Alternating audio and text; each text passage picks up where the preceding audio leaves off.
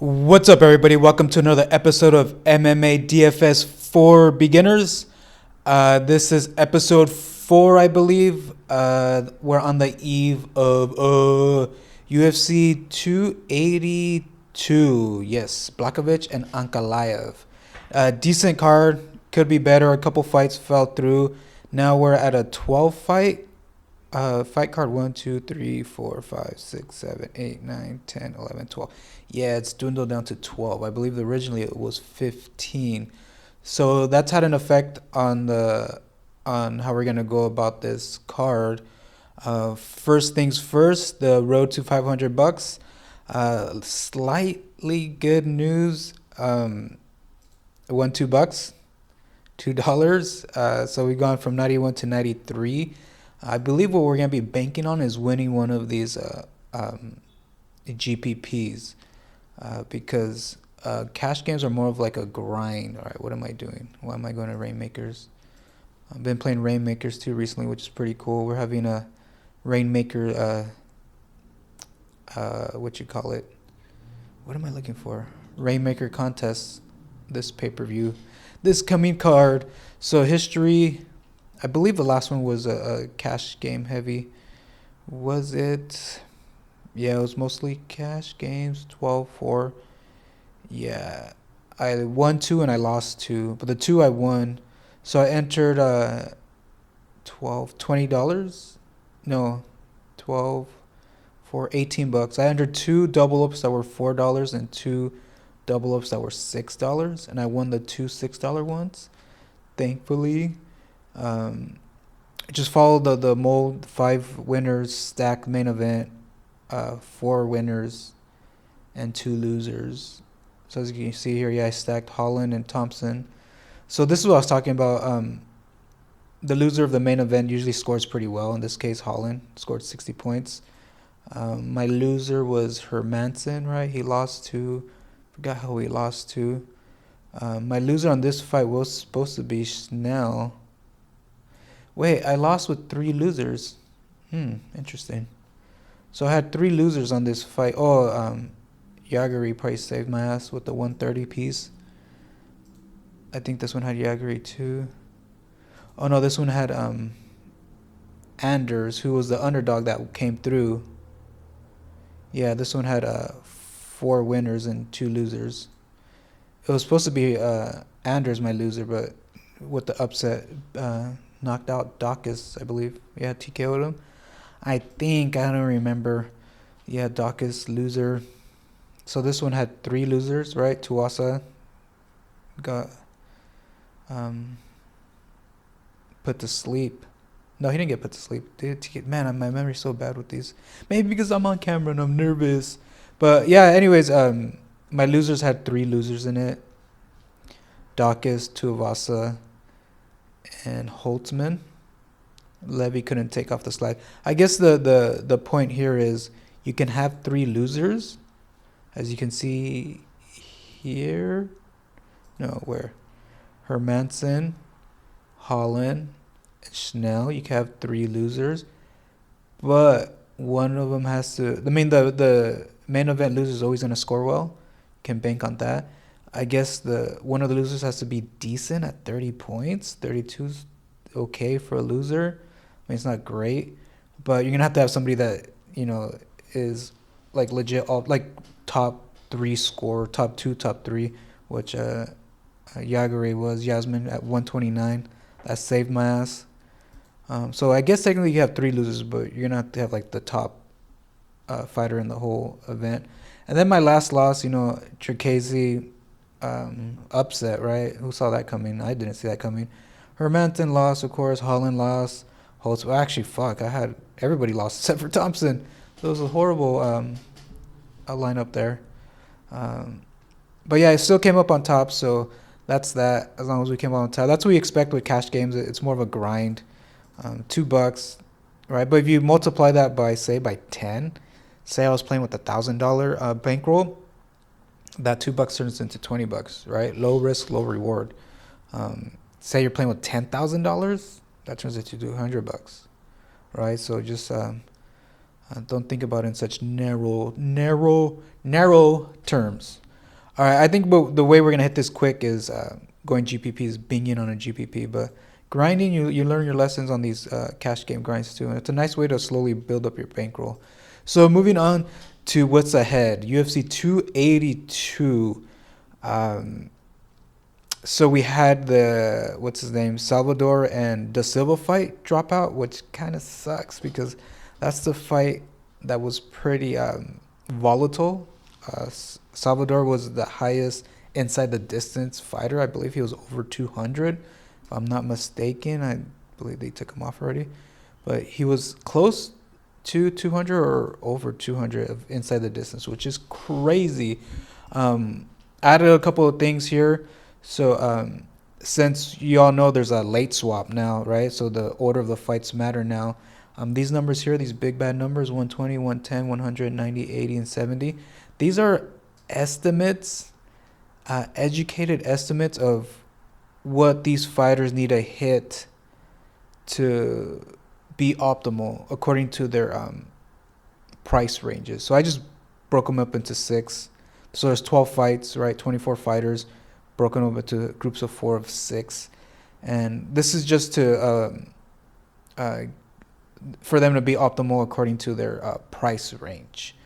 And this is important because, say, for example, Cameron, right? He's the first fight on the fight card. If he wins, but he scores like 100 points, I was going to say $100. $100 if he gets a hundo, there's a good chance he's not going to be optimal. There's a good chance that he won't be optimal. So you could strategize around that if you didn't play him. And we'll get into that a little later because that's actually the strategy here is planning around this first fight because how convenient our first fight, right? It's going to give us a lot of information. He's one of the top fighters, and he's a pretty chalky fighter at 30%. I mean, he's not the most chalkiest, but it's pretty decent. So it's going to reveal a lot of information, and yeah, it's a good thing that he's fighting first.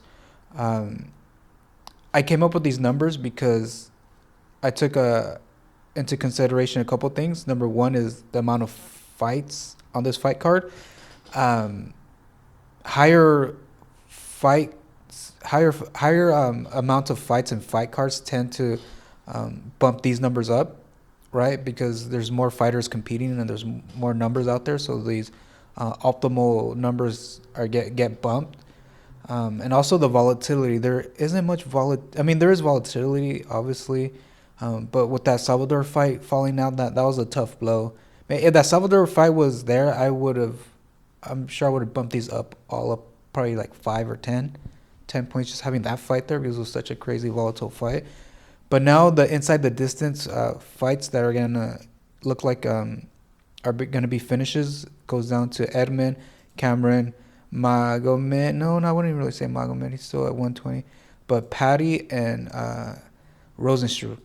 So those 4 fighters are favorites to go inside the distance. So that's why I have it at 120. And a 12 fight card is about medium. I would say that's the borderline medium lower range. Anything above 12. Actually, that's where I draw the line. 12 is like medium. Anything above 12, I would say it's a big fight card. Anything below 12 would be a small fight card. So this is, I would say, exactly medium fight numbers of fights in the fight card. All right, so moving on. So the strategy for this fight card. All right, so it's all gonna revolve around Cameron, right? So I'm gonna build a couple lineups. I'm gonna build 4 lineups. Now I'm building more for quality. Well, first of all, this is gonna be a GPP. I'm gonna enter small field GPP so I can control it a little more. So I am gonna be available to do late swaps here. If you're not available to do late swaps, I would recommend joining the large field GPPs because those are a little more random and there's not as much control you have over those outcomes. You gotta just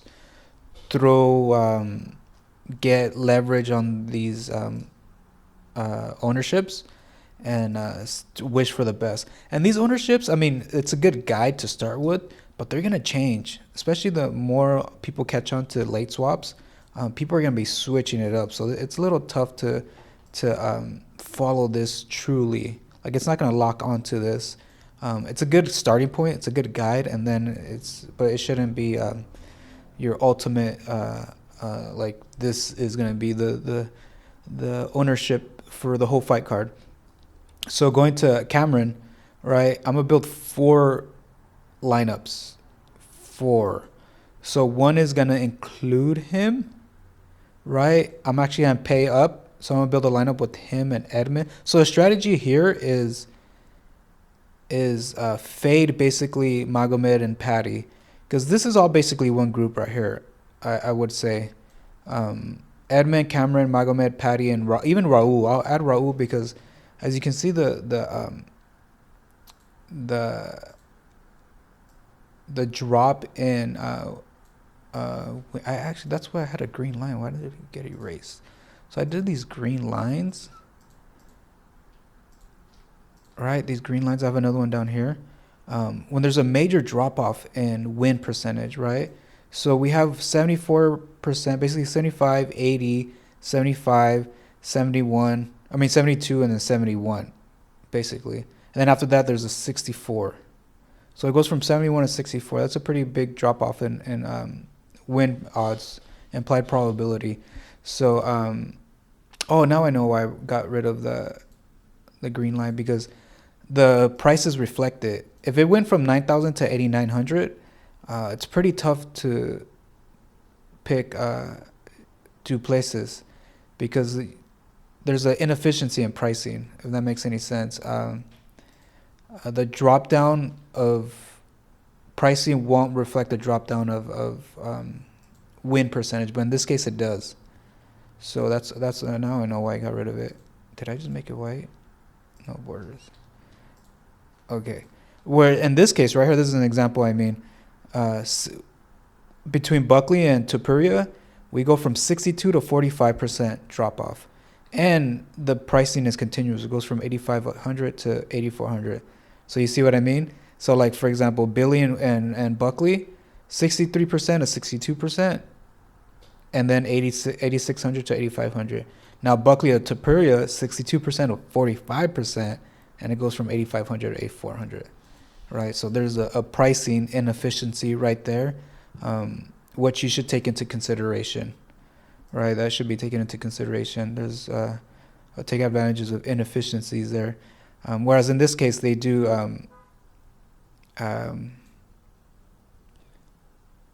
from Raul to Duplessis, there's a $200 drop off, so they do consider that. Anyways, getting too deep into that, where we were at. Okay, so the Simon, I'm gonna do lineups that include him and Edmund, and also him and Raul, and just build lineups with that. With Cameron, and so if Cameron and Edmund are gonna be optimal, which is very possible if you look at their inside the distance, they're one of the top 2. Actually, they're the top 2 to finish inside the distance. Pretty good top 6 percentage.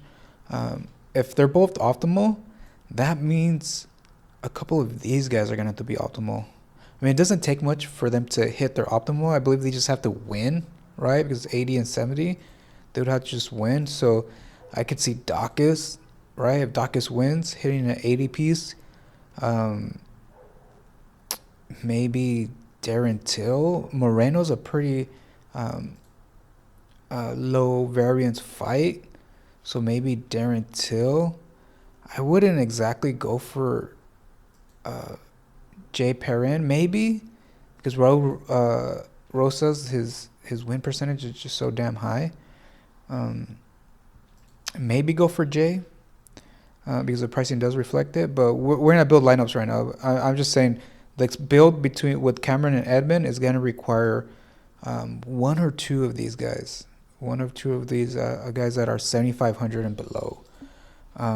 So the guys that are just looking at, I was looking at Dacus and maybe Jan. Go for the upset in the main event. Get double leverage over Magomed. But so a lineup with Cameron Edmund and Cameron Raul, that'll be my second lineup. My third lineup is gonna be built around Cameron and Rosenstruck, and then my fourth lineup is just gonna fade Cameron completely. I'm gonna wait and see what his result is. If he, like, say he scores 130 points, pretty sure he's gonna be optimal. That means you're not gonna be able. I mean, it's gonna be hard to get to first place. That's possible, but you just want to go cash. You just want to min cash. So I'll just build a line when I'm fading him. I'm not gonna even really have a line. I'll probably have like a dummy lineup, and then if I see him hit optimal, that puts me in a good position because I'm gonna have 4 lineups with him, but one lineup just will be one of my outs. Um, uh, I'm gonna build basically a cash lineup, low variance lineups. Low variance meaning underdogs. I'm gonna pick underdogs that are gonna probably go the distance. A fade for sure. Rosenstrew and Dawkins fight. Pick fighters like maybe Curtis, Mitchell, like more of these middle of the road fighters, and maybe even stack the main event. Um, yeah, those would be my cash lineups, and I'm just trying to min cash, just trying to take my my money back on that. And if he doesn't hit, say he scores like 90 points, those 4 lineups are kind of screwed. So I'll pivot off of admin, right? Because I don't need that great of. I could use that money for better win equity and lower variance. So I'll put off admin and redo my thing to resemble a cash lineup. And then that one free lineup I have, now that I know Cameron's gone, maybe build a lineup around admin and have high variance over that.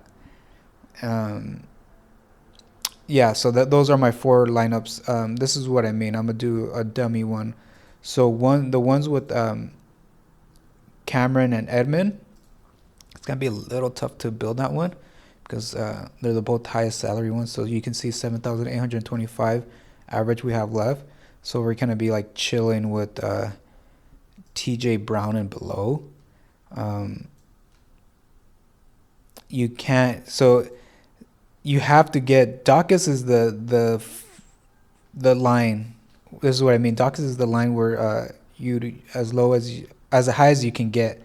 So you wouldn't be able to go T.J. Brown, Mitchell, Curtis, and Hernandez. Wait, you would? What?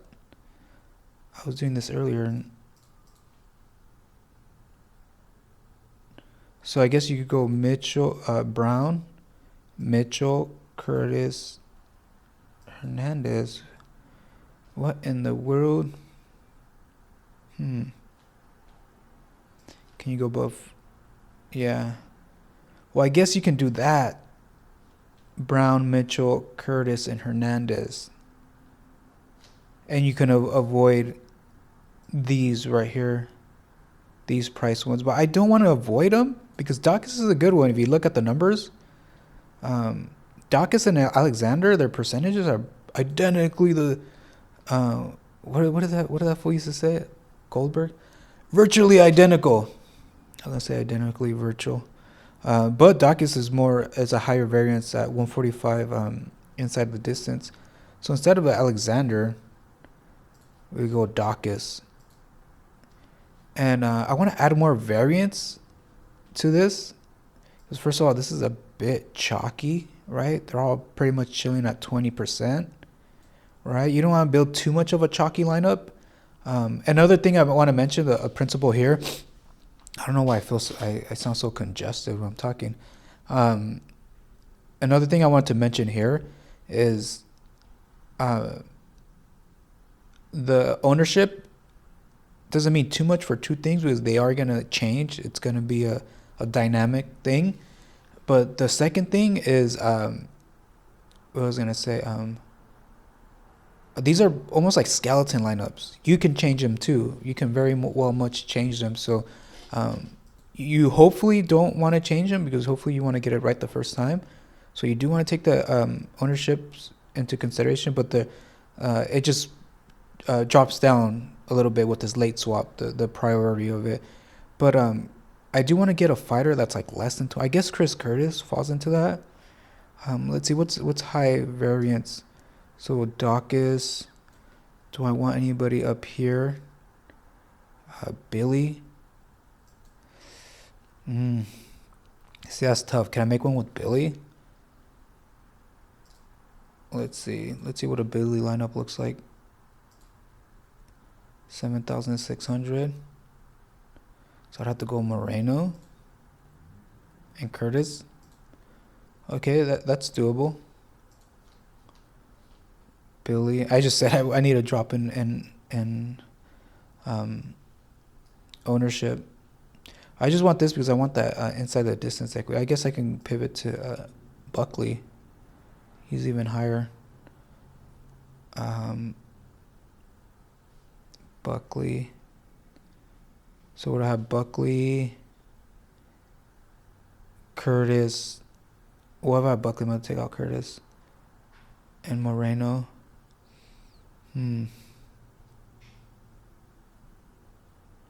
So these are the things you could play with. Again, these are just dummy lineups. Maybe, okay, so we'll go Dawkins. We'll go Buckley. Wait, what was the whole point? Oh, I wanted to lower the ownership. I guess. Well, another thing I was thinking about too, the ownership, your way of getting unique. Again, we're playing smaller field GPP, so the uniqueness is a lot easier because there's less players in the field, and when there's less players in the field, there's less lineups, so your likelihood of getting duplicated is lowered. So actually, Curtis is fine, right? Curtis. Who else did we have? We go TJ Brown. That's nice value there. And I do want to save money. I want to at least save $200, which Mitchell. I like Mitchell. So this is a good lineup. It leaves 400 on the table. That matters for two reasons. It makes you more likely to be unique because you're not using all of your salary. And number two, it gives you flexibility to change your lineups if something goes down. Like for example, say the first fight kicks off and Simon scores at 90 points, and you're like, shit, dude, that guy is not going to be optimal. Or if say he loses, say Coleslaw chokes us out, right? Coleslaw's a jiu-jitsu guy. Say he loses, so now you're gonna have to reshuffle. Now you're going for min cash equity, so you're going for lower variance fighters and safer. So maybe stack the main event, right? Because your loser is gonna score pretty high, and in this case, the inside the distance, it's pretty decent. What's the inside the distance probability? Fight ends inside the distance. Wow, okay, it's at a negative 180. So it's actually pretty high. So maybe we'll stay away from stacking. Well, fuck it, we can stack the main event. We'll just see what it looks like stacking the main event. And then you want to go stay away from the fucking what's it called, Dawkins and Rosenstruck for sure. Stay away from that and go for like lower variance fighters. So I'm looking at underdogs that. Well, since I already have this underdog, how much salary we have? 8,166. So we're at about right here. So we're still going to have to get underdogs. So maybe go TJ Brown, Bryce Mitchell. I'm looking at the favorites. Who's least likely to knock out their opponent, and I'm looking at Santiago. He's least likely to end Moreno, but that's gonna be a lower variance fight. So maybe Moreno. Go something like this. Mitchell, Curtis. That's too small. Maybe Brown. Mitchell, Brown. This will save us some money to go up a bit. And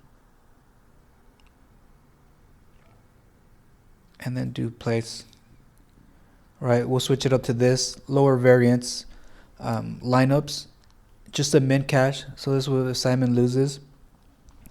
Now if another fighter loses, say who would be next?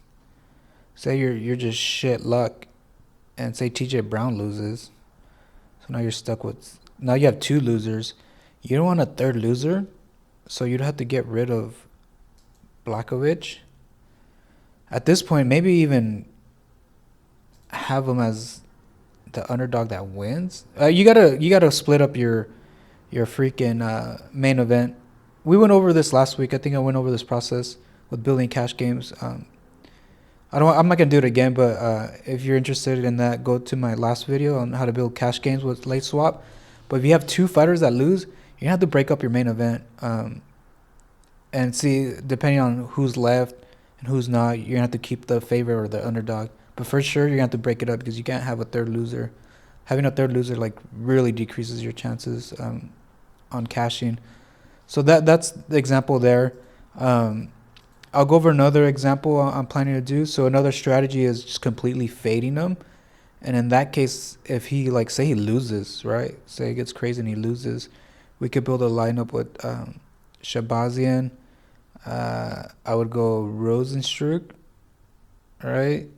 I like TJ Brown. Would go, where does that leave us with? Something like at 8,000. Would go, who's a good underdog? Maybe Jan, right? We'll reach down to get Jan. Blahovic. Since we're not getting Dawkins. As far as underdogs, I'm liking Blakovic and Dawkins just for the volatility. I know they're higher owned, but that's not too bad. Especially if you're fading the main event in Patty. I think that pretty much keeps you safe. Rosenstruck, TJ Brown, Blakovic. Who else would we be looking at? Maybe Mitchell for the takedown upside. These was at 9,200. And we could go like Raul Rosas. Leaves us, see, that's perfect. Leaves us 200 on the table.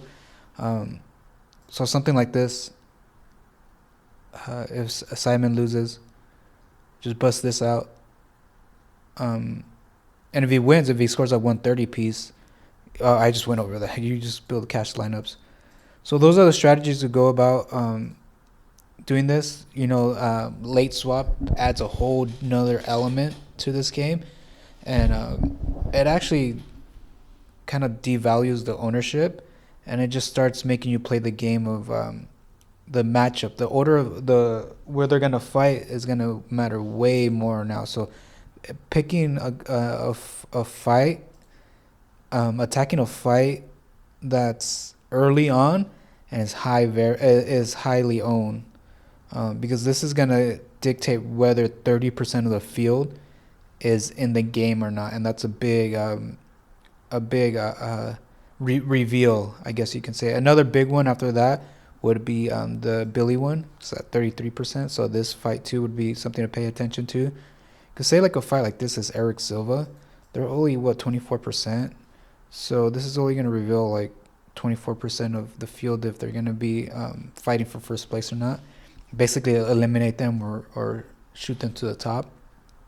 But once you get to the 30s, that's a bigger deal. It's about a third of the field. But that's where I'm gonna leave it here. Just a couple thoughts on that. I am playing Rainmakers. I might start making videos of this because this is very interesting too. I have my little sheet here on. This is more like a stock market way of playing the game, which I really enjoy. It's super fun. But I'm really digging this idea of late swap on DraftKings. But I might start making videos on that. I don't know. I'm still getting used to this whole thing. It's a bit odd talking to myself. Maybe I get a co-host and it'll be a lot smoother. But if you guys are watching, thanks for watching. I like doing this because I like just sharing ideas. It's a bit of like a brainstorming session. If you guys have any questions, feel free to shoot them to me. I would like to say for sure I'm getting better at this, because when I first started playing, I had no idea what I was doing. I was just fucking picking fighters I liked, which is not the way to go, which kind of sucks too, right? Because a lot of times you pick fighters that go against what's smart. Like, I like Magomed. I really like watching him fight, but I can't pick him. Just can't pick him. It's not a smart thing to get to. And it's tough because you get a little biased. I'm a little biased with Bryce Mitchell too. I don't know if he's a good play. I'm trying to convince myself that he is a good play, because I like his takedown equity, I guess you can call it. But yeah, I really like Bryce Mitchell. He's the shit. But okay, I'm gonna leave it there. Enjoy the fights. I hope you enjoyed this episode, and I'll see you guys next time.